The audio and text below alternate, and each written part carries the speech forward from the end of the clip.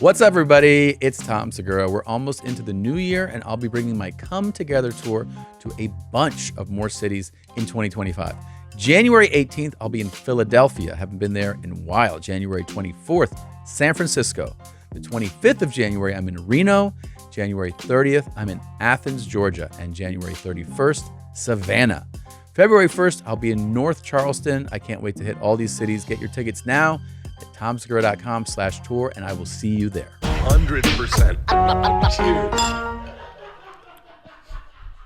Welcome to another episode of Two Bears, One Cave. I'm Tom, he's Bert, and joining us today, we don't often get to say this, but we're actually being joined by a world champion. So please put your hands together for the one and only Cody Rhodes, everybody. Cody Rhodes. And then a huge announcement because the platform of Netflix just keeps expanding. But for people who don't know, Raw is going to Netflix on January 6th. And so far, sports on the amount of things that they've done is pretty limited, but it's been a huge hit. Yeah. It's fucking huge, man. So congrats. Live sports on Netflix, and seeing Paul and Tyson and what they're doing at the NFL Christmas, it's the direction it seems like Netflix is going. I'm really excited that we've gotten in early on it all, and what Raw looks like on Netflix will be very different from what it looks like currently, and in a way it's similar as well, but I'm very excited about it. And I was at the Paul Tyson fight, and if your guys could be anything like that, it'll be really electric. What'd you think of it? It was a dog shit fucking fight. It was one of the worst things I've ever seen. We were fourth row, like this is gonna be fucking amazing. Yeah. And that undercard with Serrano Taylor, the women. Oh, such a good fight. Yeah, was phenomenal. And then that got us even more gassed up. We're like, oh shit, this is gonna be fucking nuts. And then we got in there and watched a light sparring match. That was like, what the fuck is this? It was crazy. I know there was like all these conspiracy theories, which is a natural thing that happens. But one thing that, it doesn't matter whether you're there or you watch it, is like, it was clear that neither guy pressed that. And like, when you watch boxing, you see people set things up with jabs, and then a jab usually at some moment creates an opening where you attack. It's like the basic fundamentals of boxing. And you would watch that happen. You're like, ooh, like right here. Yeah. And then by the fifth round, you're like, I think they're just going to hang out. Like light sparring. That's exactly what it looked like. Yeah. My only moments with Mike Tyson, and I will treasure this moment always. He was I think he was just ringside for a match of mine. He was presenting the championship after the match, but he saw other wrestlers backstage, and he seemed very, and I don't want to say out of it, because he was the sweetest, wonderful person. It was very nice to talk to him, but he wasn't saying much, and he just kind of seemed to be, I guess, deer in headlights a little bit, and he's watching all these guys oil up, and they're using the bands, and they're pumping up and all that, and he just looked at me, and I'm getting ready to go out. I'm getting ready to go out, and at the time, I was also in a management position, so I'm directing something, some shot, something. He looked at me and just said, do I need oil? And those are those moments where it's like, it's Mike Tyson. Yeah. I want this relationship to be good. So I'm in my mind thinking, what's he thinking? Does he think he does need the oil? Well, then I said, sure. Oil up. And then so he took his shirt off. So now Mike never had to have his shirt off for this. Mike's standing there just looking at me with his shirt off. And I remember he had like no belt on his jeans too. It's just a lot happening. This is the greatest fighter, potentially ever, and someone I really, really like. But he just took the bottle and kind of went like, you do it to me. And he put a little on his hands and he put some on his chest, but then he turned around. Sure. So just oiled him up.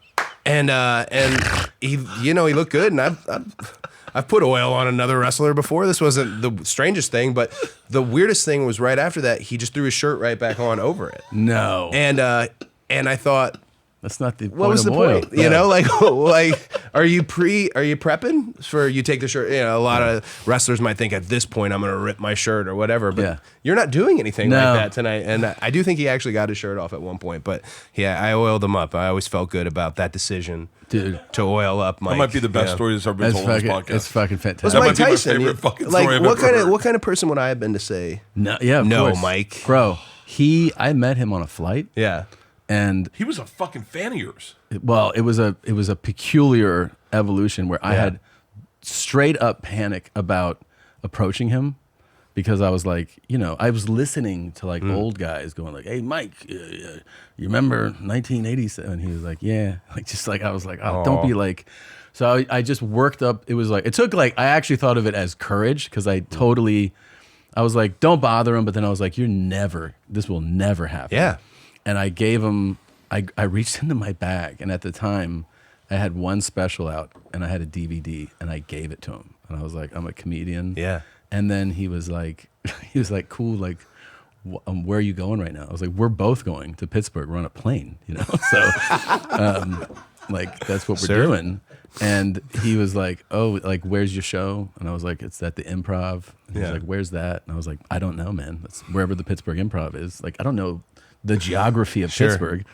And then he was like, "Oh, cool." And then he gave me a fist bump, and I was thrilled at the interaction. I was like, I had a moment with Mike Tyson.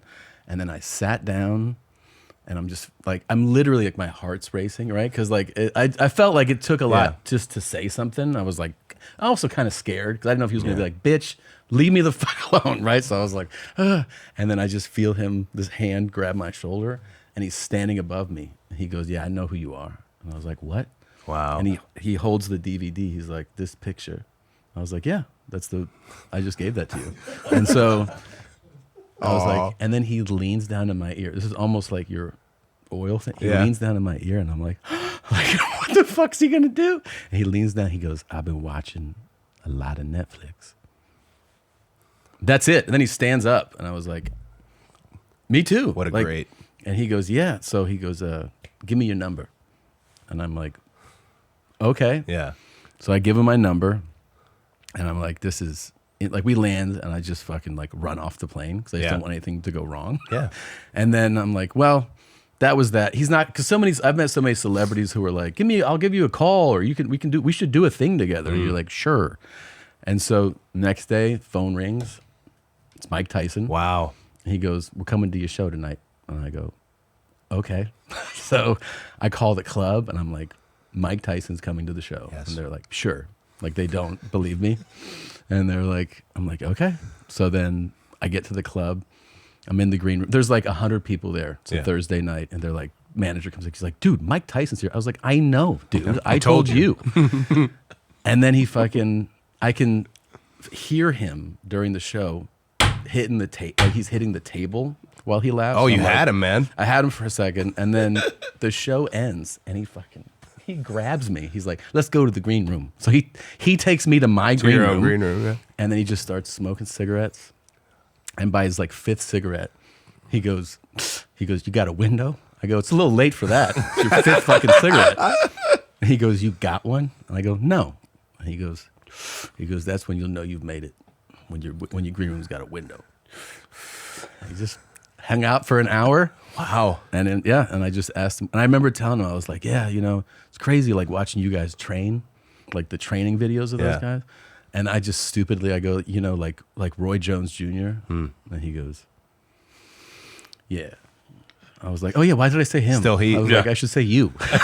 Like watching you train. That's like the hat trick of the celebrity heroic sports figure. Everything went right. It was incredible. You got the number, you got wisdom. Yeah, it was incredible. And he told stories, and like I would throw out names of boxers, and he would be like, "That guy's a bitch." And I was like, "Oh my gosh." That's the dream. I have one more actual Mike Tyson moment that I don't know why I guess I've run into Mike on a couple occasions, but he got inducted into the WWE Hall of Fame. He did? He did, yeah. Because he was a big part of WrestleMania in Boston with Steve Austin and Shawn Michaels. It's like the Attitude Era was coming into its own, and Mike was there. He gives Shawn this unbelievable right hook at the end. It's just great stuff. But he got inducted in the Hall of Fame, and I was sitting with my wife, and he started going on about my dad. And my dad had a very large black fan base, very large. And he was talking about how my dad was kind of the first black world champion, even though he was a white man from Austin, Texas, and all this. And he was kind of, he's obviously ribbing on the square here, and he was talking about like blaxploitation and just making these jokes. These are jokes that, as a white person, I feel like I can't have a reaction to these. Yeah, I need to just But my wife is black, so she's sitting next to me. So they keep, every time he makes a joke, they kept shooting us. And I was just like, like every time he made a joke and they'd pop on us, I'm like, oh man, please. Like, I would have been gone. I would have left this thing early. Sure. Like, gosh, yeah. Mike, man. Mike's the best. Yeah, he's incredible. Need a break from the crowded stores and endless gift lists? Restore your zen and embrace the natural power of hemp this holiday season with Via. This holiday season, unwind and recharge with Via. Whether you're enjoying a quiet evening at home or embracing the festive cheer, Via is well renowned for their award-winning THC and THC-free gummies and vapes, THCA flower, soothing topicals, and calming drops, all crafted with the highest quality hemp sourced from trusted, independently owned American farms. I love the moment that I open my package and it's time to chew up some gummies. They always work. And the best part, Via legally ships to nearly all states in the U.S. in discreet packaging directly to your door with a worry-free guarantee. No medical card required. They've got the good stuff. So many different things. Like I said, topical creams, of course, flour. Everything that you might want from this industry is high quality and really effective from Via. This holiday season, gift yourself some peace of mind. If you're 21 and up, check out the link to Via in our description and use the code BEARS to receive 15% off. After you make your purchase, they'll ask you where you heard about them. Please support our show and tell them we sent you. This holiday season, enhance your everyday with Via. Today's episode, and this read is to everyone in this office right here. It is sponsored by Acorns. Every new year, we all set sort of big goals, but only 8% of people will stick with their resolutions all year long. But with Acorns, you can lock in years and years of healthy money habits in just 5 minutes. Acorns makes it easy to start automatically saving and investing your money so it has a chance to grow for you, your kids, and your retirement. You don't need to be an expert. Acorns will recommend a diversified portfolio that fits you and your money goals. You do not need to be rich. Acorns lets you invest with the spare money you've got right now. You can start with just $5 or even your spare change. That's what you guys need to hear in this office, okay? Everyone in my office uses Acorns and everyone saves. You just round up and all that change goes into your savings. Next thing you know, boom, you're taking a vacation to Hawaii because you got extra money at the end of the year. Head to acorns.com/bears or download the Acorns app to start saving and investing for your future today. Paid non-client endorsement. Compensation provides incentive to positively promote Acorns. Tier 2 compensation provided. Investing involves in risks. Acorns Advisors, LLC, an SEC registered investment advisor. And view important disclosure at acorns.com/bears. Does Blue Chew work? If you're asking that question, we want you to know Blue Chew is putting their money where their mouth is by giving you a month for free. Blue Chew is an online service that delivers the same active ingredients as Viagra, Cialis, and Levitra, but at a fraction of the cost and in chewable form. Blue Chew tablets are made in the USA, prepared, and shipped directly to your door. The best part? It's all done online. That means no visits to the doctor's office, no awkward conversations, no waiting in line at the pharmacy with some pharmacist chick handing you your pills and you got that awkward eye contact. I'm telling you, man, these things are awesome and they work. They work. You take one at 4 o'clock, watch the sunset at 4:44, and you are in bed by 5 for the first time. You're out of bed, you have dinner, you're back in bed the second time by 8 o'clock, and then you fall asleep around 10. Blue Chew wants men rock hard. They told me that. They said that's their mission. They will not stop until every man is bricked up like a brick house, till every tent is pitched, till every rod is raised. Discover your options at BlueChew.com, and we've got a special deal for our audience. Try Blue Chew for free. Just pay $5 shipping at checkout when you visit BlueChew.com. That's BlueChew.com to receive your first month for free. Visit BlueChew.com for more details and important safety information. We'd like to thank Blue Chew for sponsoring Two Bears, One Cave, and our marriages. Your dad was the best. Your dad was the fucking best. Well, you're from. We were talking about your Florida. I saw your dad wrestle at the Tampa Armory. Oh my gosh, Fort Hesterly. Yeah, it was. Ooh. I mean, your dad was the. I still go back and watch promos your dad did. They're just so. The promo era of those guys is the best promo era. Like it was so much more important than the match. To talk people into the venue, to talk them, to do that. Actually, I'm so excited to see him this morning because when I met Bert on doing Go Big Show Season 1, I think Bert and the whole Go Big Show production had a very different idea of what wrestling looks like in 2021 or whenever it was. Yeah. And it took a full season for them to kind of realize, like, okay, Cody's a different type of performer. You Yeah. know, like there's a different, it's changed, it's evolved, because at first I think he was really expecting like Dusty. Yeah, you know, yeah, like, yeah. you know, like Yeah. they kept asking me like, are you going to be in your gear at the judging seat? I'm like, no. You're not gonna be oiled up. when we judge? Exactly, like no oil, not in my gear. It was one of those things, but it was fun because I said this earlier. Is Bert is one of the most wrestler. He's one of the biggest pro wrestlers I've ever met who's not a pro wrestler. You're not the first person to make that observation. Oh my gosh! Yeah. Right out of meeting Bert, and I don't know if I've ever told you this story, but it was amazing. It was genuinely like inspiring. I met Bert. They had this dinner, COVID production, one of the first productions that was happening during COVID. We're all in this bubble: Rosario Dawson, Jennifer Nettles, Bert, Snoop Dogg, me. We go to this dinner, and right away I met Bert, and he basically explained himself to me in 3 minutes as to why he was amazing, why he was famous. There was a movie rights on his name, and I thought, dog, this guy out wrestled me. Yeah. Because that used to be a skill that every wrestler had, the self promotion. Yes. And I mean, so basically he made it so that if I didn't know him, there was going to be no discomfort because you know me now. In our business, he is known as the promo king. Oh my gosh, for I love sure. that. Yeah. And I honestly, I just took from your dad because your dad was the best promos. Oh man. And it's one of the reasons, like when we hung out, I remember telling you, I was like, because we all went to dinner and then me and you kind of connected because you like whiskey, you like cigars, Yeah. and I like both those things. Yeah, and a you few like other listen to things me talk too. about Yeah. myself. Yeah, yeah. And so, but I remember saying to you, I was like, yeah, I'm not really like, I don't really know much about wrestling. And you're like, okay. And then in like 15 minutes later, you're like, hold on, you're bringing up names that like only like a wrestling fan would Yeah. know. And I was like, well, everyone knows the Von Erichs. And you're like, no, they don't. No. And I was like, come on, the Claw. Like, do you remember when Ric Flair and Kerry Von Erich, and you're like, Oh, Christmas Day. Yeah. Christmas, that's one of that fucking match. Yeah. I have a weird question about Netflix. How much bigger is this audience going to be than an average viewing audience? Like when you guys do Raw, Well, it's tremendous potential. Right? it's gonna. I mean, it's Yeah. global. It's the potential because It's when global. we were sitting there for that fight, and 2 hours before, there was a Netflix executive Yeah. next to me. So he goes, "There's 30 million people right now on the service," and then the next fight started, and he's like, "It's 45 million people Yeah. now." And then right before the fight, he goes, "We have 100 million." Different subscribers. That's just subscribers, like accounts on right now. And then people were like, "Oh, you know, the signal is all scrambled." Like people were buffering issues. Yep. And it's like, well, yeah, you have 100 million subscribers what are you watching. gonna do? So This is going to be fucking huge. Yeah.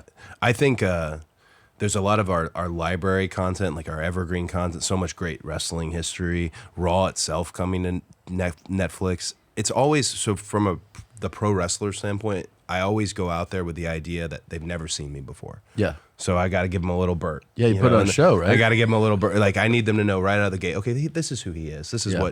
what she does. Whatever it may be. And this is one of those cases where when the old timers and the producers and all the people we have backstage, kind of our wise men who help put the show together, when they say something like, "Hey, there's a lot of new eyeballs out there," this will be one of those situations where it really is. Really, truly is. Really, truly Really, is. And truly. you have the chance to to hook them. Yeah. And I, there's such a carny element to how pro wrestling used to be in terms of like reeling in a mark for something to watch. Now the audience is so sophisticated, so changed, and you have new eyeballs who've never seen it. You can't just hook them. Yeah. It can't be cheap. They have to actually see someone authentically that they like. Yes. And then hopefully they stay on board. Well, it That's was kind of the goal. fascinating watching I was watching the Vince McMahon doc Mm-hmm. and watching the history, like the evolution. Oh, man. And there's a lot of aspects to it, but just the fact how I didn't, because I had no idea that it was everybody had territories and different yeah. markets. Didn't And- cross. For real? And you didn't cross. cross territories. And one of the things that they credit Vince with is being kind of brazen enough at one point to be like, "Fuck him, we're gonna go do it in this guy's territory." And then everyone's like, "What do you like mob shit?" Basically. So Like, mob stuff, genuinely. yeah, This was your whole livelihood. You know, my father. There's a individual in the wrestling space that I model a lot of the character I have after today, and most people don't know him because it was pre-cable, pre even like closed circuits. Eddie Graham, who was in charge of championship wrestling from Florida, who was my dad's mentor, and then his son was Steve Graham. No, Mike Graham. Mike Graham. I went to high school. Bam. With his daughter and his other son. Yeah. Yeah. So the Graham family, he was in charge of that Florida territory. Then there was Georgia. Then of course in Texas there was World Class. Yeah, there's Eddie Graham right there. Yeah, no, he was really ahead of his time. And one of the things that was special about Eddie Graham is he was really big on community activation. Like I mentioned, you have to be authentic. You can't just be reel them in the old-fashioned way. They have to. He spent all this time at the Boys and Girls Club. He was big on going everywhere. That's why it was in the Armory in the first place. Yeah, you know, like he was big on just a pro's pro was Eddie Graham, but he ran Florida. Vince's father, Vince Sr., ran Washington D.C. and in New York, and then you had in Texas multiple territories, AWA. I mean, they didn't cross, and if they crossed, there was a problem. And they had there's a picture that really feels mafia.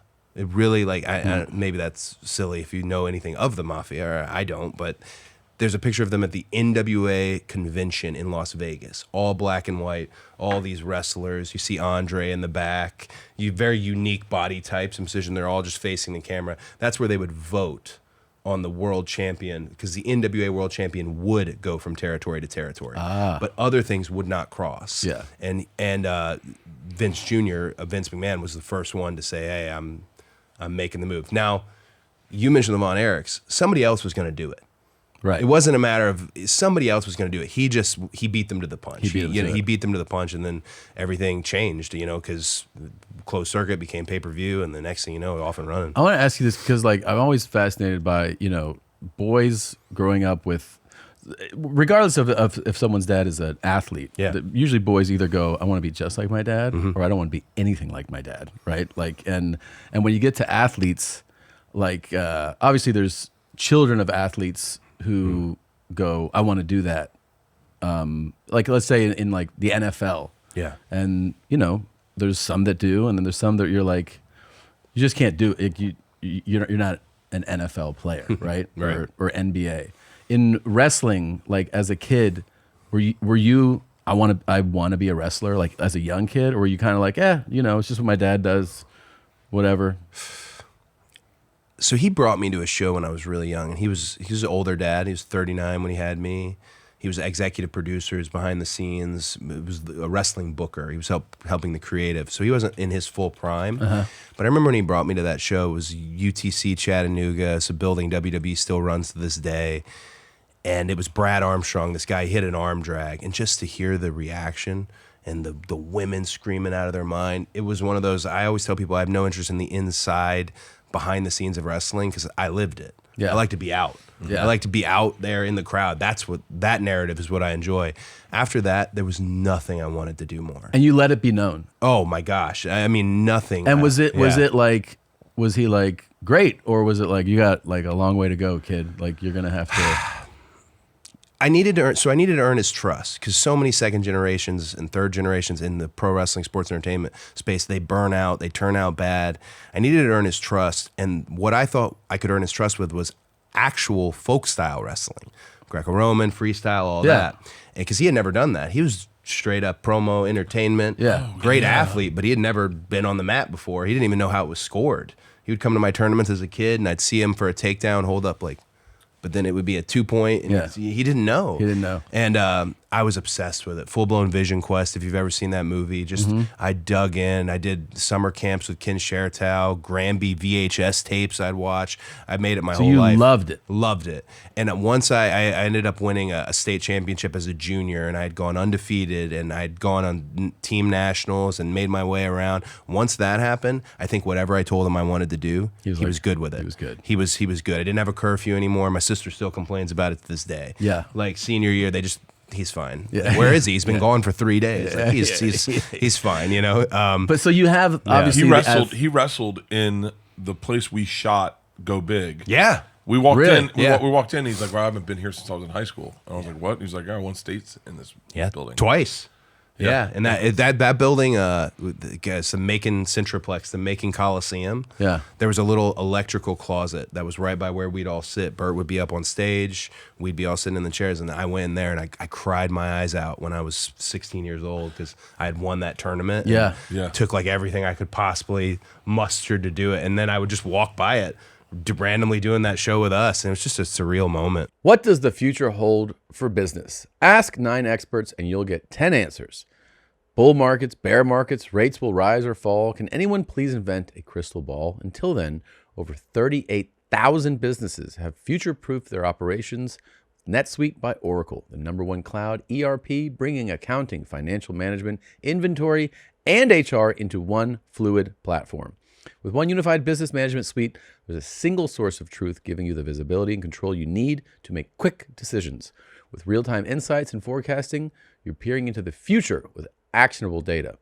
When you're closing the books in days, not weeks, you're spending less time looking backward and more time on what's next. I love the idea of managing a business by having everything all in one place, and anything that helps you do that. As you can tell, so many people believe in this product because it's helped them manage every aspect of their business all from one place. Whether your company is earning millions or even hundreds of millions, NetSuite helps you respond to immediate challenges and seize your biggest opportunities. Speaking of opportunity, download the CFO's Guide to AI and Machine Learning at netsuite.com/bears. The guide is free to you at netsuite.com/bears. netsuite.com/bears. As a kid, as a college kid, as a high school kid, I loved eating cereal.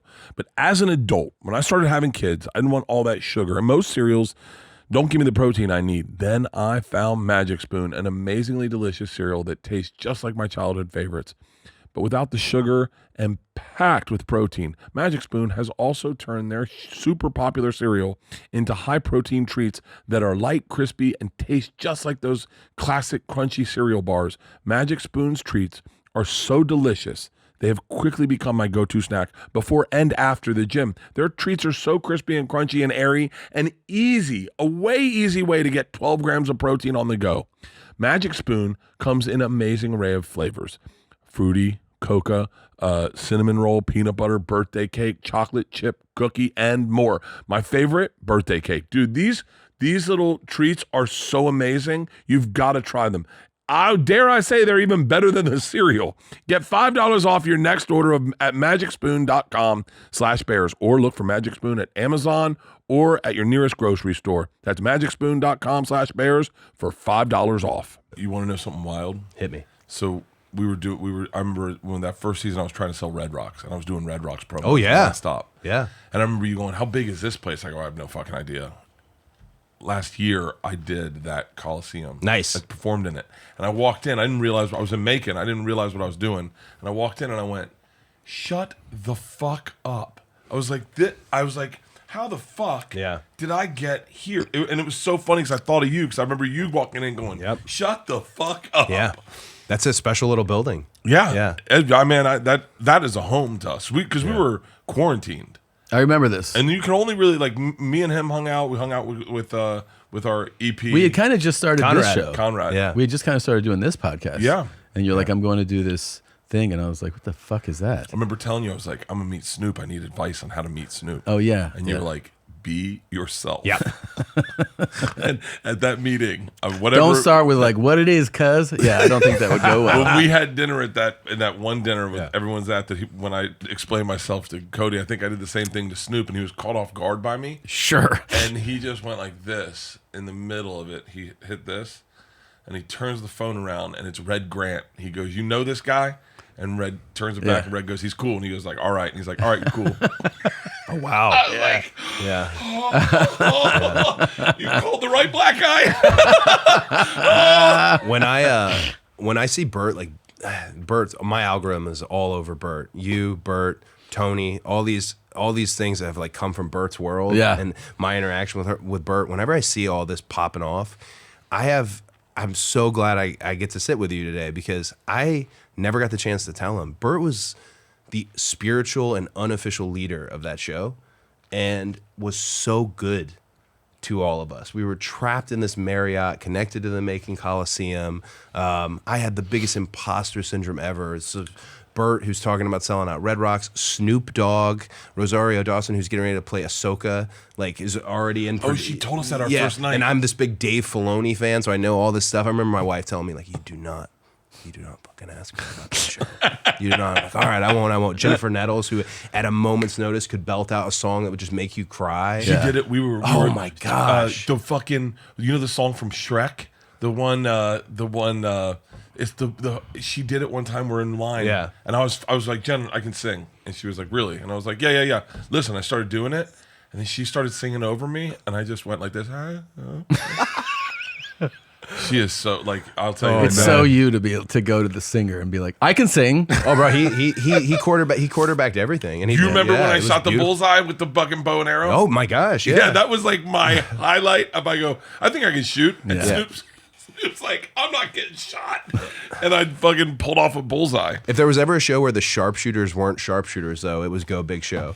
They'd have us sit up there and watch these guys, whether it was guns and they were shooting targets or whether it was arrows. And I thought, like, is this a bit? Yeah. Like, dude. And These then guys are terrible. And then Bert would come to us for like, so what'd you think? I'm like, well, you missed. You missed most of the shots, and they're mad because this was like COVID times. We all need to be really happy. And Snoop had asked, like, it's not going to be a mean judge. We're going to be all happy. But at a certain point, like, You're like, you're not good at this. yeah, how do you think you did, man? Yeah, You know? yeah. Oh no, but I wanted to thank you because you were the unofficial leader to it, and you were super sweet to me. And Well, you and I were the closest. Me, you, and Conrad. Every Yeah. night would have a glass of wine. You know what's funny? We have something from the show. Oh, fuck off! I know exactly what this is. what is it? I know It's exactly just- what this it's is. just for Cody. Bert Krishna. Bruce Kreitzer. They messed my name up. Now to watch Me and Snoop. Rosario Dawson, Jennifer Nettles, Cody Rhodes, and Bert Kreischer. Oh man, I'm so sorry. I'm so sorry. I think he started doing it. What's that guy's name? I know that guy. I can't accept any knowledge. Oh wait, draw that back for him. There. Hold on. Listen to this. 9, 8, 7 Central on TBS. Bruce Kreitzer. Well, that was He was- that was Chris Jericho who said it Was wrong. Chris Jericho? That was Chris who said it wrong. There. Purposely? I want to say at that point it had become a bit, perhaps at that point, but also, and this is not to, this is not to bury what I was doing at the time and where I was, but Discovery now, or I guess at the time it was Warner Media, sent me to do that show to help with the other show, and I was honored to do it and excited to be picked, but wrestling has a bad habit, and this is in all companies everywhere, of not understanding we're in a bubble, guys. There's a whole outside world. Yeah. There's multiple mediums of entertainment. Yeah. Don't be in a bubble. Like, don't be afraid to do a little crossover thing. Yeah, pure hardcore wrestling fans, they may not love it, but there's something on the show that's for them already. Yeah. And that was, I'm not bearing where I formerly was, but not understanding like the power, the magnitude, again, of new eyeballs and of crossing over. And also, I hate gatekeeping when it comes to what we do. That's one of the things I do really like about pro wrestling fans and sports entertainment, and I wish the locker rooms would feel this more.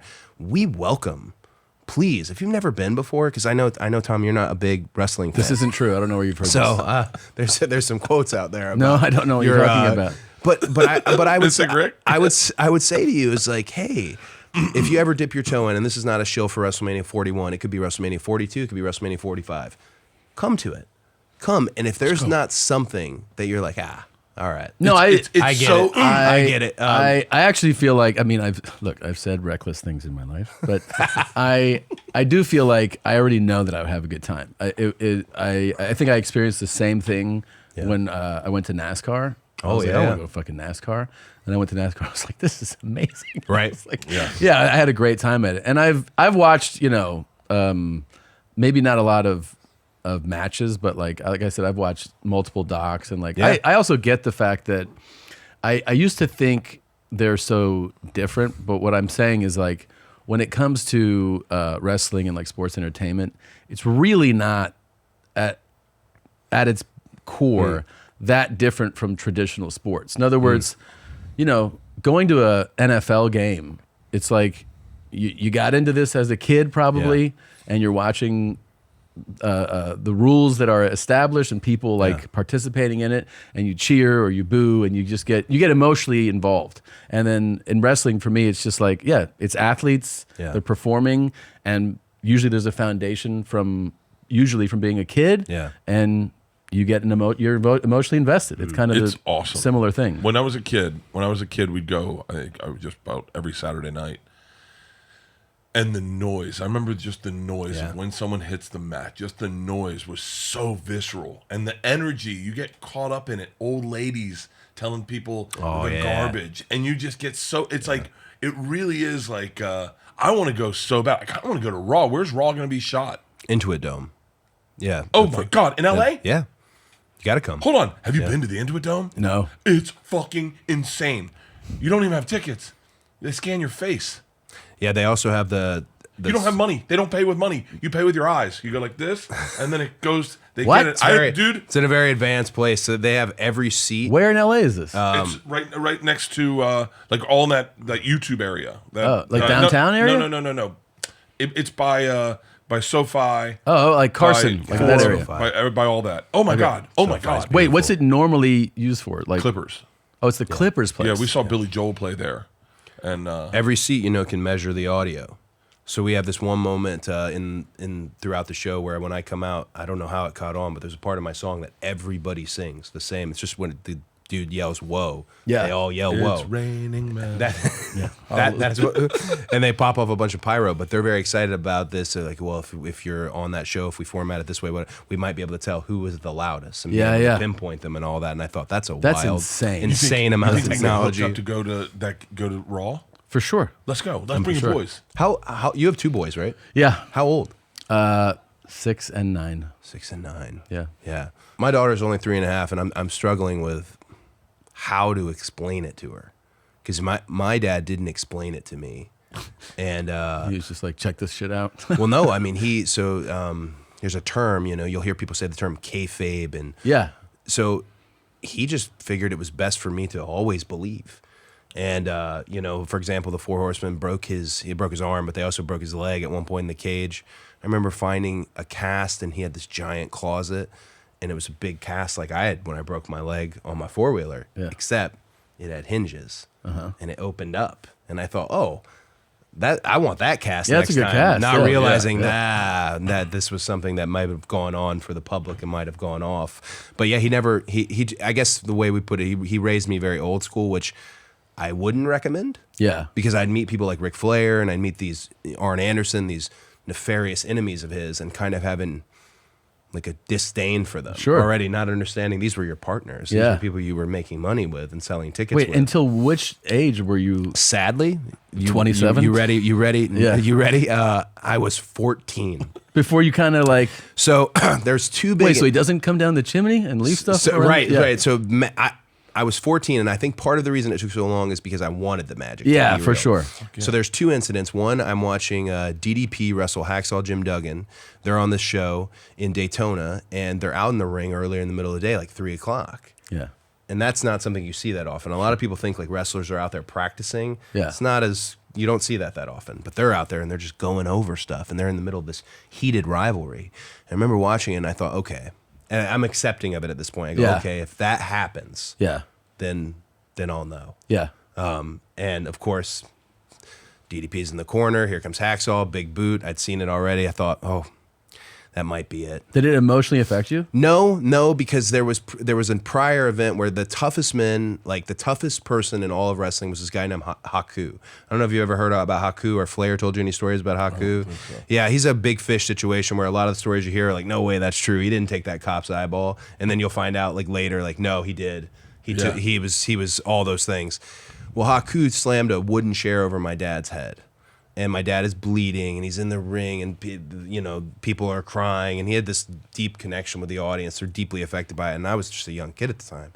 And obviously, when you pick a fight, you're not winning. Yeah. But I'm of the thought, like I'm raised, like, hey, we're still gonna fight though. Right. I'm not saying I'm winning this fight, but we're still gonna fight. And he came back to the locker room, and I was sitting next to my dad. My dad's bleeding, and I remember I stood up. I don't know what my game plan was, but I stood up, and my dad like swiftly knocked me back down in my seat. And then Haku, who happened to be one of the most gentle, sweetest human beings in all of wrestling, came over to my dad. He shook his hand. He kissed his hand. He helped him take his leg wraps off because my dad was a lot older at the time, and just said, I love you. And then he left. And again, I'm thinking like, well, that should have been the moment. I know clearly. And all my dad said to me was, the rules are a little different back here. We can't fight back here, but out there. So he really wanted to keep you going. So but in that moment, I should have known, like, all right, you know. Like, But also, I'll say this: your level of belief in this. I don't Yeah. know if anyone tells you this, Yeah. but it's adorable. okay, well, Yeah. well, I wanted it to be. Yeah, You that's know, why like it's- I wanted it because I grew up on it. I got into fights over it. That was a big thing in elementary school. If a kid says it's fake, tell him, hey, it's not fake. If a kid says it's fake again, say, hey, one more time, I'm warning you. If he says it's fake a third time, you punch him, and it was always punch him in the nose. So that's terrible. That's terrible advice to give a kid.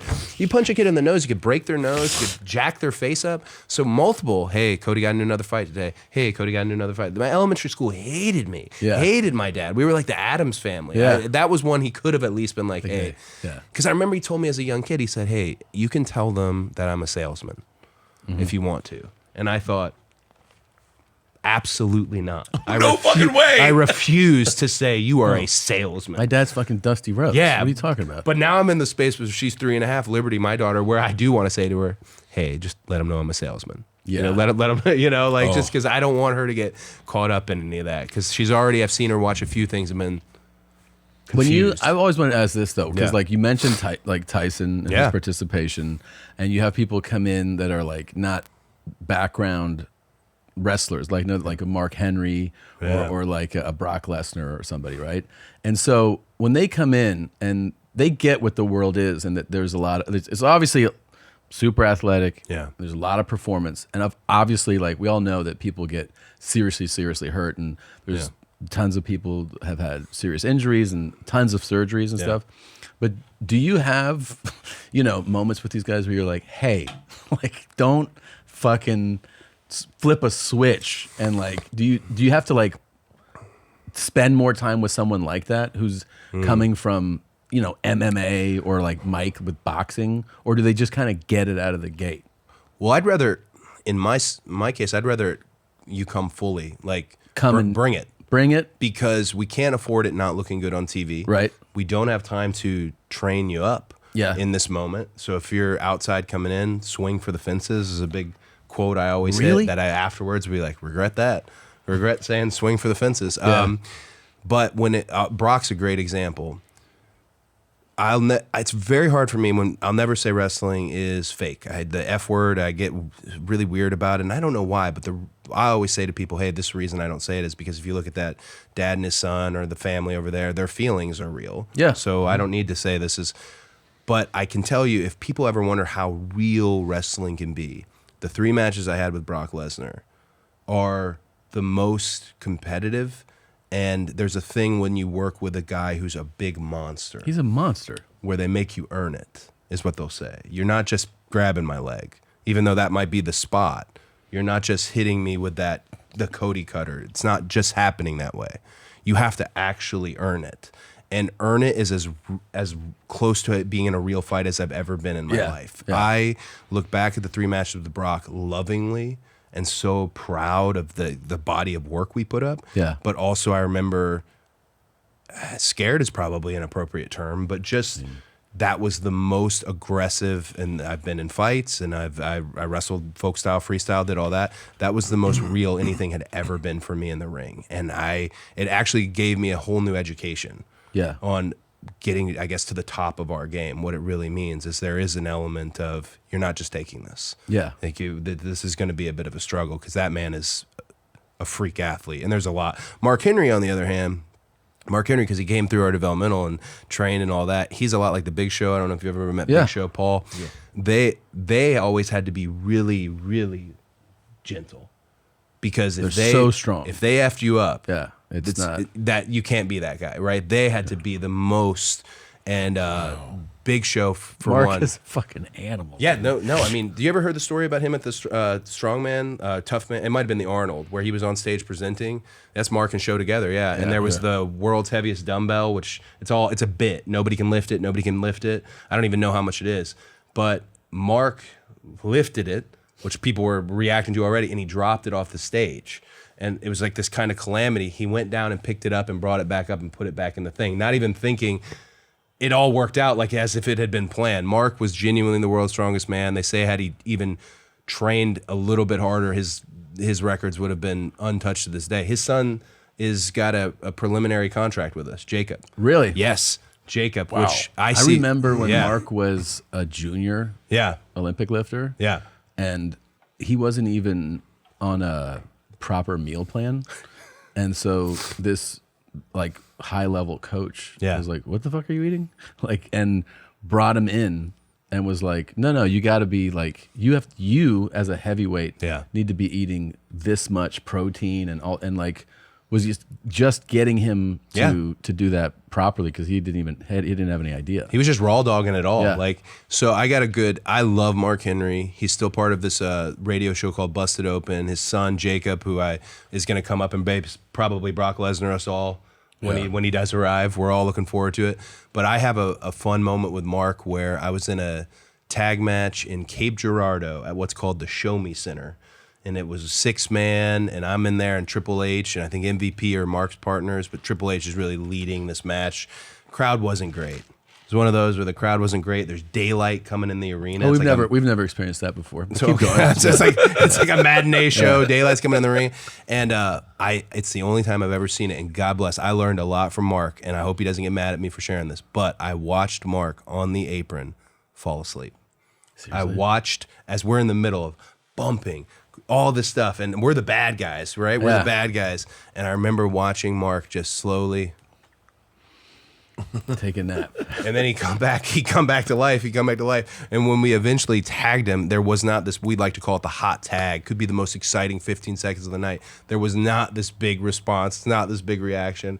I remember Triple H, who's now our chief creative officer, just screaming at Mark, like, "Come on, Mark, this is the coldest tag I've ever." They're having this conversation and I just I couldn't believe it. But we used to joke because Mark had 3 6 Mafia sing a song. It was like, "Beat him up, break his neck," and we would just add terms to it, like beat him up, break his neck, get sweaty, take a nap, and just like just because I saw him do it on the apron, I never forgot it. He's great though. Mark is great. With someone like him though, I mean, obviously you know it intellectually, but you can also physically sense the level of strength someone like that has when you're in a match with them. With Mark, for sure. Mark was always really pro. I'll say with Big Show, I felt it the most because I pissed him off one night. And and he did what's called the big man kick out, where you like cover him and then the guy goes flying, but he put it all behind it. Yeah. And I remember I like hit the rope. It didn't even look clean. So he basically shot me up a good 4 feet, dead cold press, nothing underneath him, shot me up 4 feet. And then I went to the corner to take the big chops, these big like soup bowls, and they were overhand. And I had my chin ducked just a little bit, and he hit me here and just lights out, really? Drooling on myself. For real? Yeah, came to pretty quick. And I don't think he did that one on purpose. I think that was more because I learned so much from Big Show. But the one time he ever needed to let me know, hey, I'll kill you. He did let me know. And I was I'm positive at that point, young, green, positive I deserved it, and super helpful. That stuff actually in an odd way is okay. Okay, yeah, thank you. Happen. Thank you for this bizarre lesson, but yeah, thank you. Now, very few people can find employment after a neck tattoo. When did you decide to do it? Oh, I love. By the way, this is one of my favorite stories. Yeah. Is we're sitting there and I said something about his neck tattoo, and he goes, "Yeah, it was a little bigger than I thought."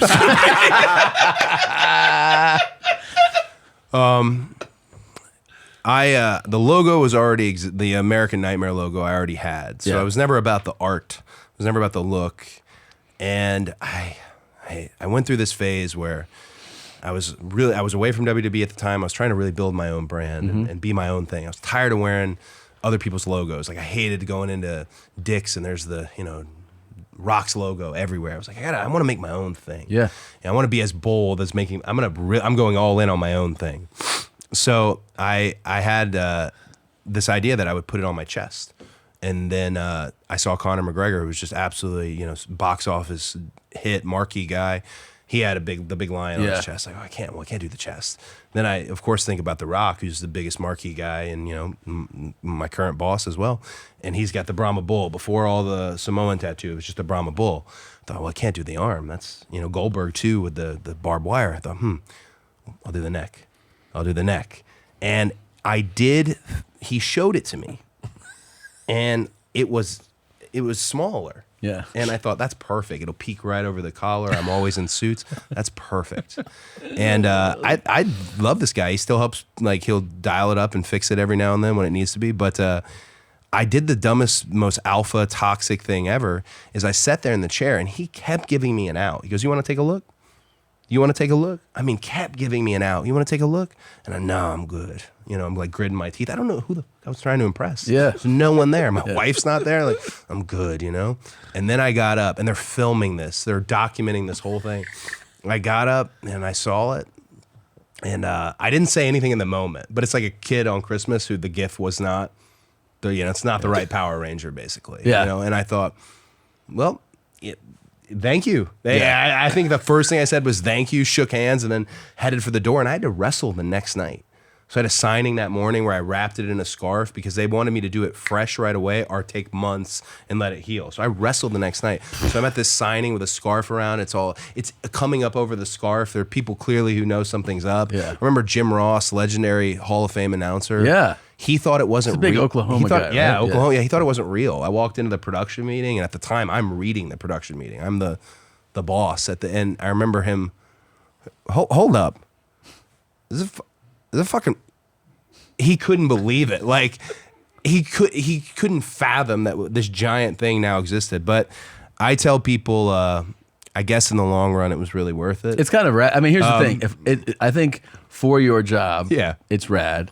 And if I didn't know who you were, I'd be like, this guy did 20 years, locked. Like, he was It this is definitely a toughens you up. dangerous individual. Let me ask. I had like I had two dreams growing up, and this is so stupid. Forgive me. But To do time in prison. for 20 years. I wanted to be a wrestler, and then I really wanted to be the governor of Georgia.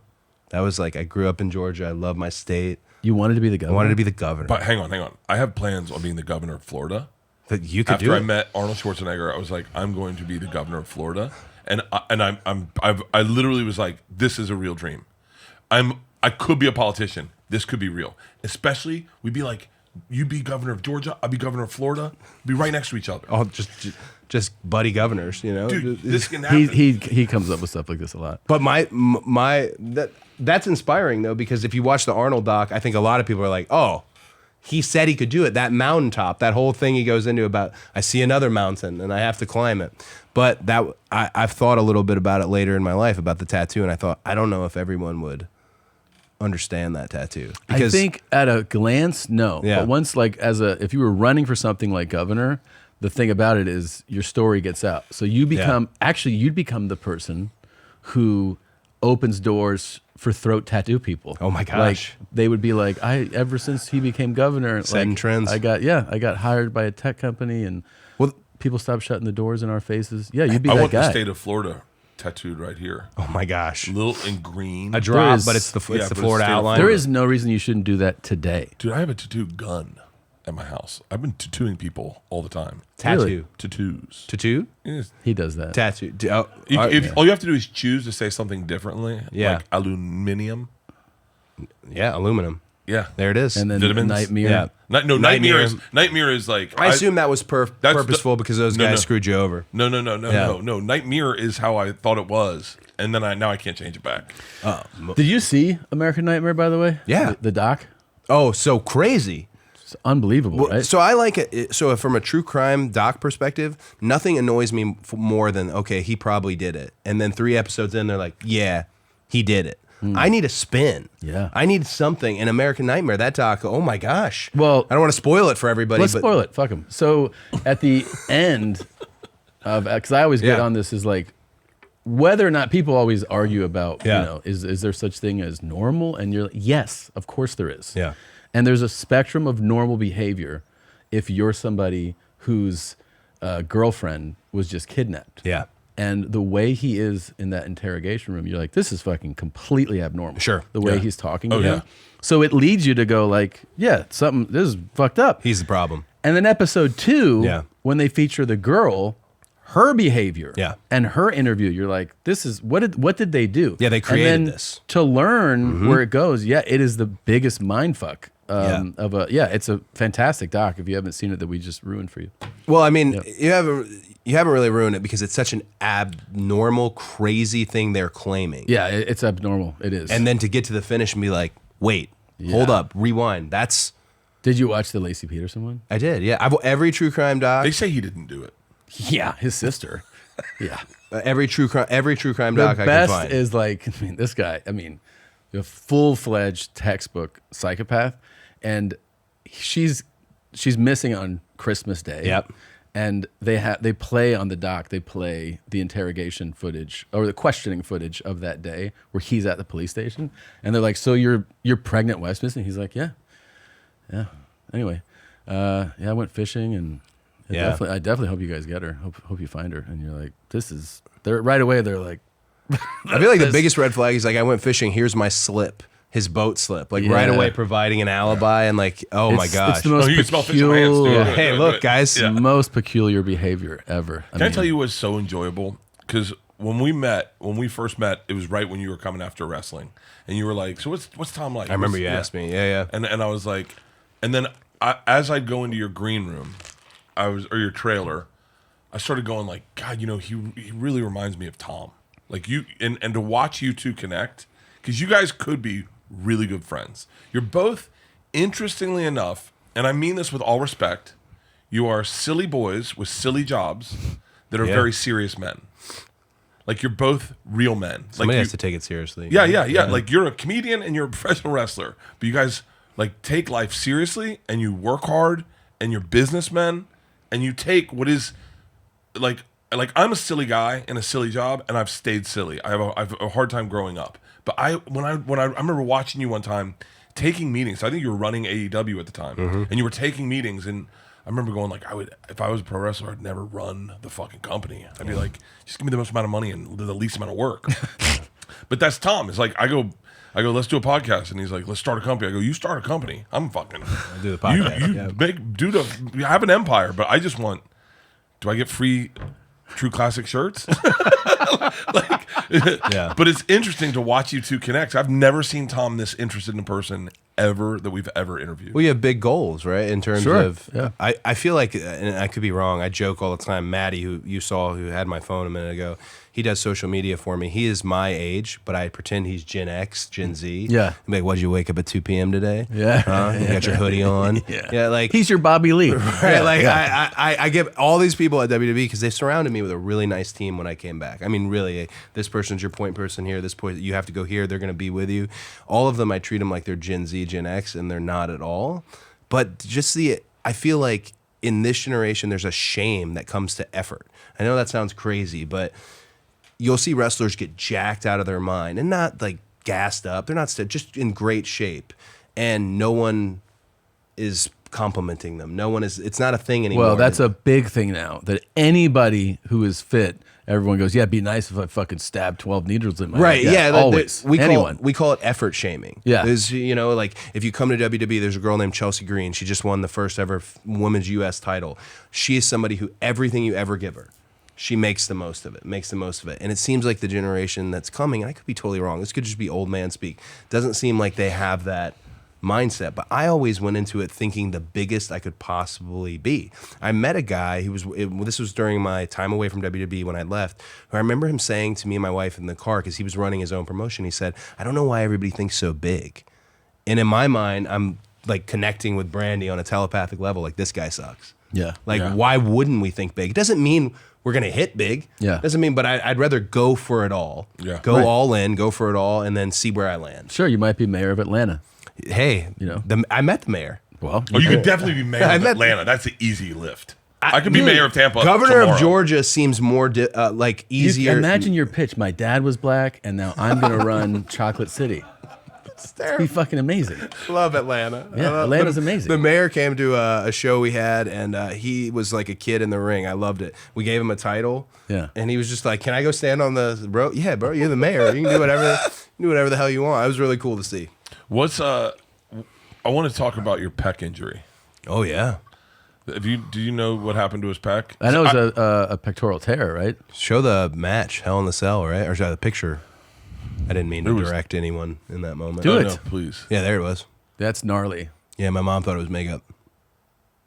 And you stay wrestling? What the fuck? So it's a rare time. That's probably it's a very rare time. The beginning of the match, we had over 10,000 people in Allstate Arena in Chicago. In the beginning of the match, I took that jacket off, and it was the weirdest feeling I've ever felt performing in front of a live audience ever. They were grossed out Yeah. and almost concerned. God. Jesus, bro. And I remember they said, Are like, you in horrific pain here? yes, and I didn't have anything to supplement it, and I lied about it. And this is probably a prime example of they'll never let this happen again. Of course. And how much prior to the match did you have the injury? So I was talking to Bert about this earlier, about 5 days, I think it's 5 days is over the course of the bruise. Like we call it, like it grew into the Dumbledore arm. It just like kept overtaking my body. It was small. It was in there. Oh, fuck. This is going to fuck me Yeah. up. So about this is going to definitely screw you up. But 5 days before I walk into my gym, it's super early in the morning. I'm really just, I don't know. I got an open cup of coffee and flip-flops on. I'm clearly not there to seriously train. That's Bert style. Go ahead. Right. So open cup of coffee. Gets worse. Flip-flops on. And it's just me and another guy. And all I was going to do was chest that day. But this dude who's in this gym with me is absolutely eating me up, like mean mugging me. And I've never had a gym confrontation. Never. Like, he's just staring at me. And you don't know him. I don't know him, right?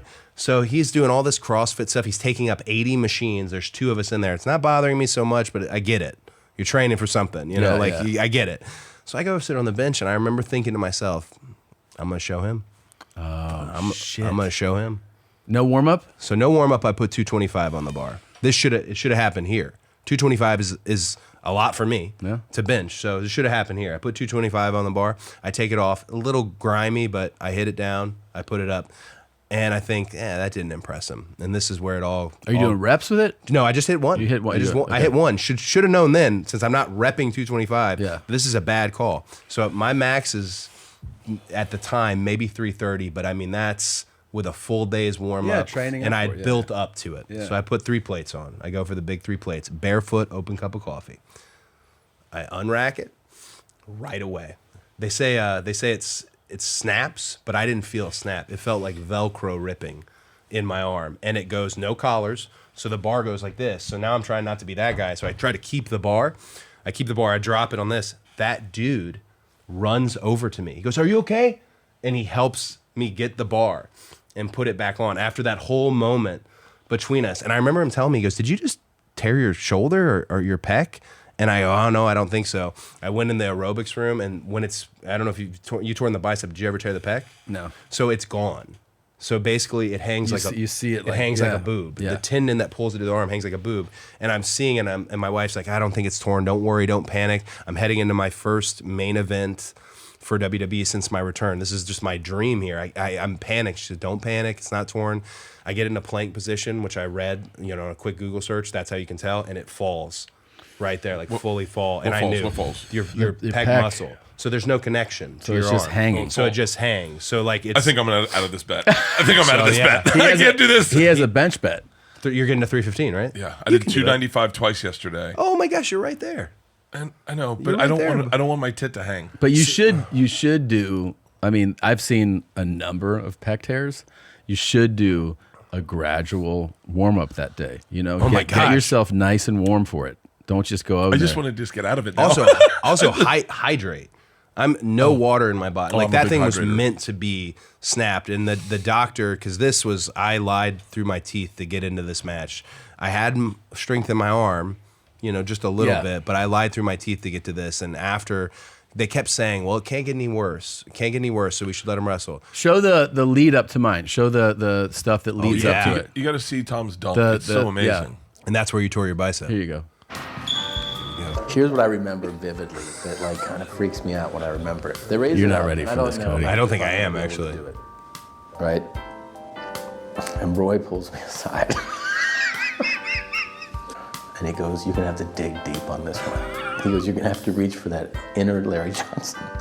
And I felt This is all an true. adrenaline rush. I should have almost like calmed down before I tried. I've heard lifters talk about it too. You This know, is like they go, rehab in the- you get Oh, too yeah. hyped Because for torn a left big lift, had like, patellar you can get tendon. too How too debilitating hyped is up. rehab, man? Lifting So I nothing. remember being Let's hyped not up. talk about rehab, guys. And I was like, I'm just gonna jump and see what happens. God. Oh, God. You okay? No. Okay. That's not what I expect. Oh, no. Look how you Peter Griffin the landing, too. Oh, God. I had something completely different. I thought you made it to the rim. Yeah, I tell people Oh, No, no, no, no, no, no, no, no, no, no, no, no, no, no. Okay. So Walk me through what. okay. So here, that's Roy. He's like, I'd never seen some shit like that. No, Roy. Oh, God. So I'll tell you. Let me tell you my perspective. God. Jeez. This gets a little deep, and I don't need you to argue at all about this. So I've dominated Tom physically in everything we've ever done. Okay. Okay. Okay? Yeah. For whatever reason, any competition we've ever done, I've just owned him. Okay. And when we go out to play basketball, Yeah. and Tom is legit a good basketball player. Yeah. And Tom said to me right before he goes, you know, they say the number one way guys over 40 get hurt is by playing basketball. dude, people were saying it to me 2 days before. They're like, "What are you doing with Bert?" I go, "Basketball." And my one of my friends was like, "That's how guys tear their ACLs, man." And I was like, Shut I the fuck hear up." that Yeah. and I go, I go, and this is old school television. funny. 80% looks like 100%. Yeah. 70% looks like 100%. Okay. So I just go out and fuck around. I don't go too hard.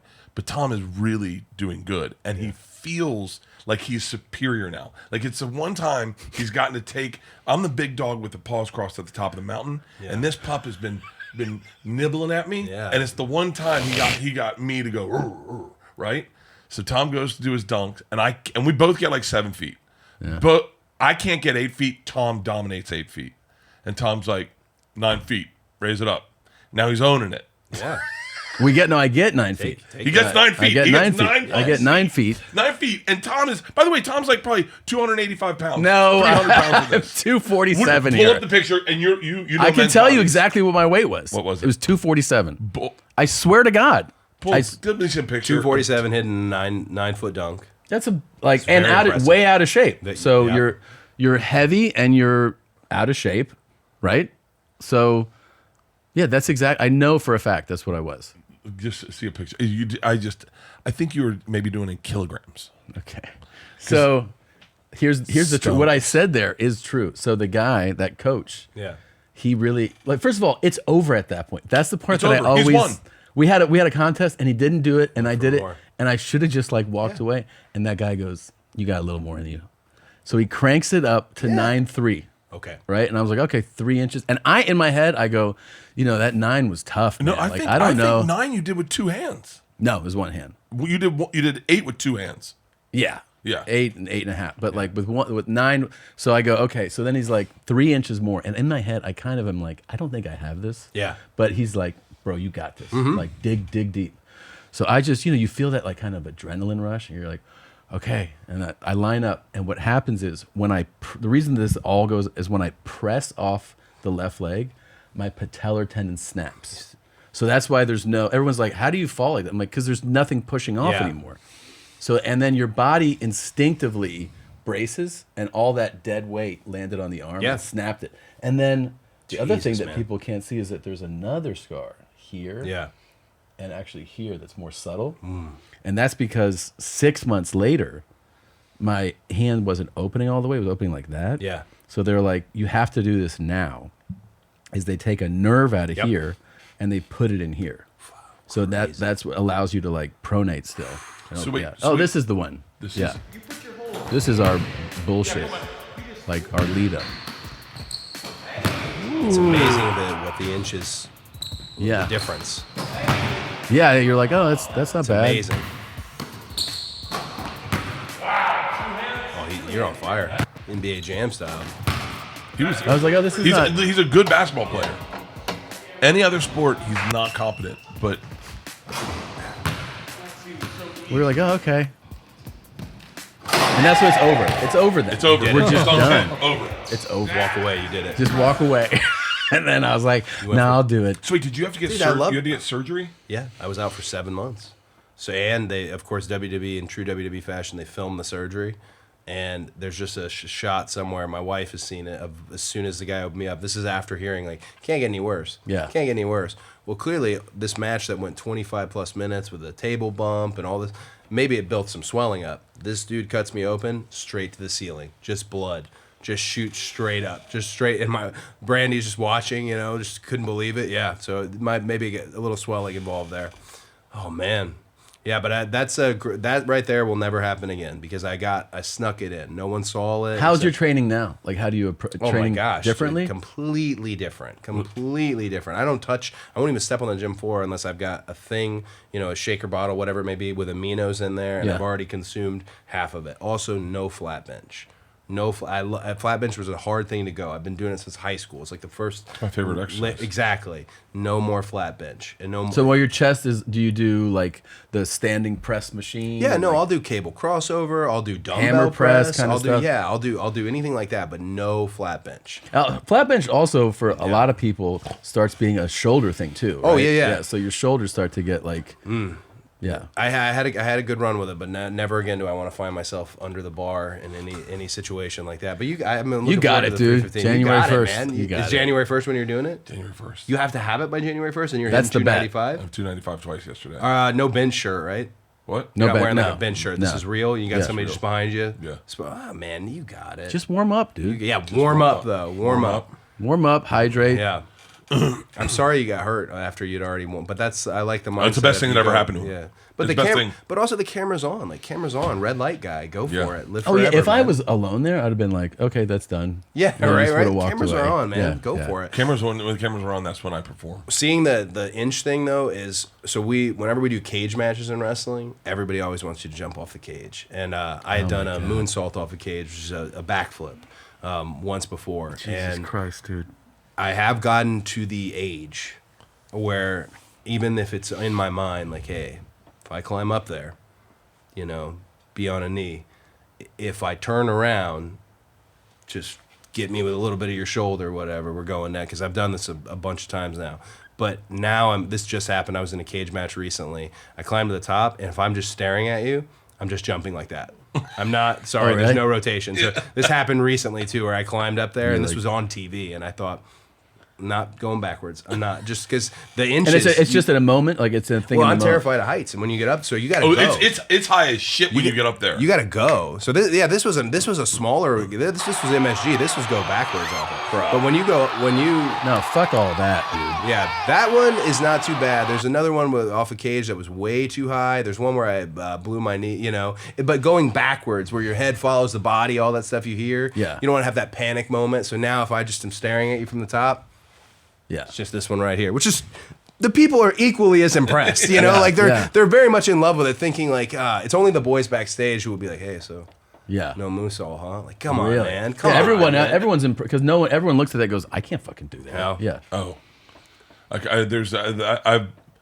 I don't think there's anything I could do in pro wrestling. I think I talked with you about this. You could do plenty, but you could do plenty. Why don't you go to one of those, like, they have those training schools, like, Yeah, he for could come. fans? He could come to my school. Yeah, this is the one that was too high, I learned how to take. but I still jumped. Oh, what am I talking about? I did. Oh, my Oh my God. God. Yeah, I broke my toe.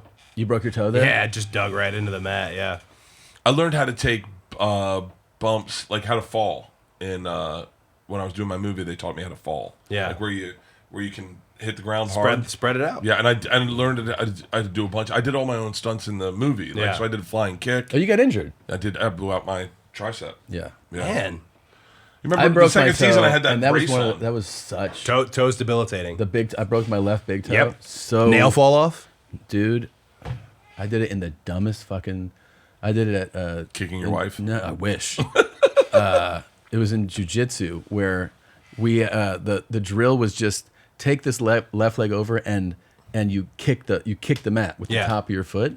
And I was just like going boom, boom. And then, you know, your brain just kind of drifts sometimes. Yeah. So as I'm doing it, I just have my foot arched up.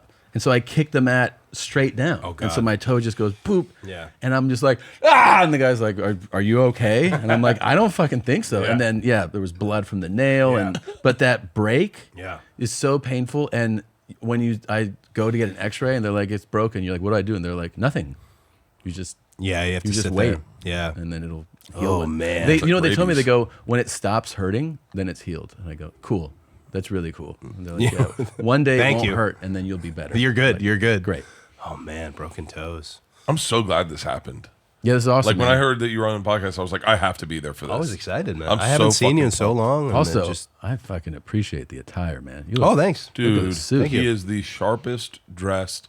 The thing about him that you guys that I like about the two of you is you guys like nice things. You like looking nice. You like feeling nice. Like I like flip flops and a t-shirt. Like that's who I am. I'll take my shirt off the second I get an opportunity to. Yeah. But that's the one thing I remember going like, God, they gotta meet. You guys could be. I love besties. your aesthetic. I kind of was hopeful. cool. So Yeah, you have that appointment to pick up something in a couple your weeks. It's your pretty watch nice. appointment, right?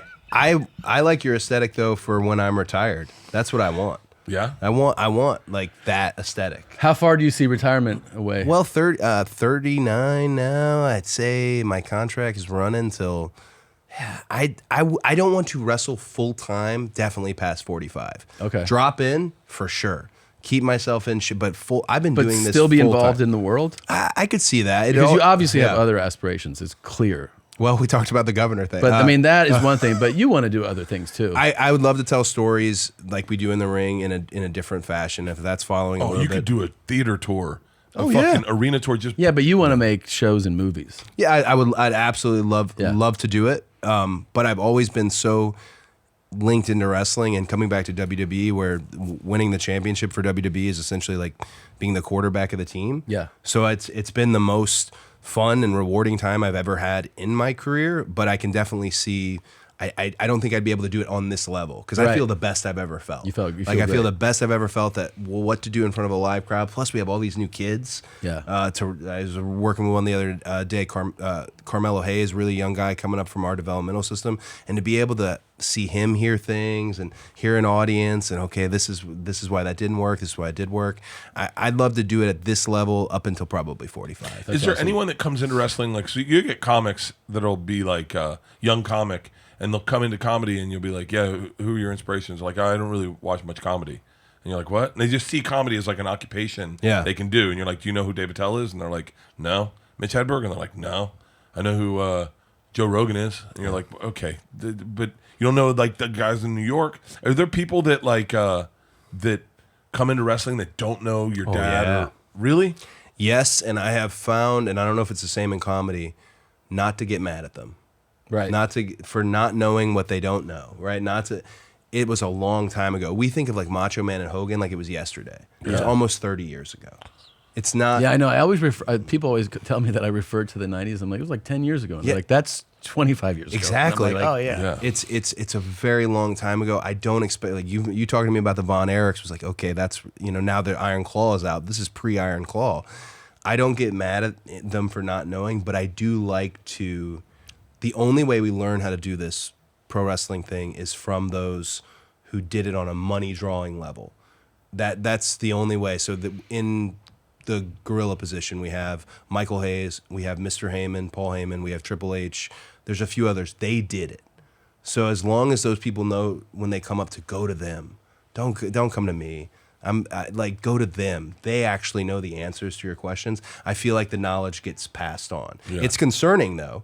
And you're like, hey, we've got to keep this Yeah. going. We're breaking all these records and doing all this unbelievable business. It's concerning, but also like you can't get mad at them. Can you hand me the belt, dude? Of course. Do you know how sacrilege this is? It's not sacrilege. It's not. This is rad, man. Oh, my God, bro. Yeah, that's a beefy one.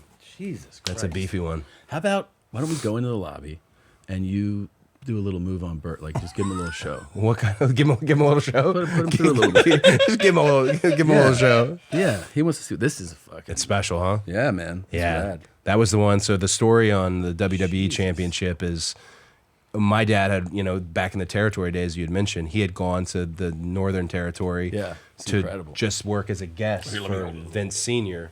And he was really popular with the crowd, and he had taken to them, so they had him win the match, but in a way that he didn't win the title. Looks great. God. Yeah, he looked great. But he held it up. He had a picture of him holding it up. And again, as a kid who believed, 8 years old, I made it my goal, like, oh, I'm so sad you didn't leave with the title because you won the match. You should have. It became the whole genuine goal, even after the suspension of disbelief, even after I transferred into the other performance side of it. It was the goal. And were you guys, by the way, it it just hit me right now. Were you guys the first, like, sport or to like do the belt? Is the belt from you guys? I'd say probably. Now it's all, everybody does. So I'd say the belt is very likely from like George Hackenschmidt, the hack squat's named after George, and like Ed the Strangler Lewis. So this turn of the century time period where boxing hadn't really taken off. Yeah. Madison Square Garden still had the, I don't know, maybe I see ancient Greece. Oh, sorry, it's from 3000 BC. Yeah, never mind. I can't credit it to Ed the Strangler Lewis anymore. Ancient Mesopotamia had a world champion. I was like, is this from 1941? But I will say, I feel like a lot of places after who were doing, whether it's boxing or MMA or whatever, they kind of did model it after the pro wrestling championship. Your guys' for sure. belt is We had a Sober October belt that I've never touched. You didn't make it? Never. I've always been sober. I just never win. I can never be. Well, look, we talked about it. Sure, you're an amazing guest. Thank you for coming. No, on. thank really you for are. having me. Everybody, just don't forget, January 6th, Raw is on Netflix. It's going to be an event. I'm going to go. It's in fucking LA. I'm going to go. Sounds awesome. Yeah. Netflix has got to be able to hook that up, right? You hang on my bus. Of course. Oh, yeah. Yeah. Ooh. Yeah. We'll do You're a in. workout. I'll either have a torn pec or I won't. Or a porn tech. Porn tech? Yeah. It's a whole other thing. Thanks a lot, man. Thank you for coming sir, here. very Appreciate much. you, man. Appreciate it. Love All you right, both, brother. Bert, Bye, thanks, guys. man. See you guys next week. Bert and Tom and Bert. One goes topless while the other wears a shirt. Tom tells stories and Bert's the machine. There's not a chance in hell that they'll keep it clean. Here's what we call two bears, one cave.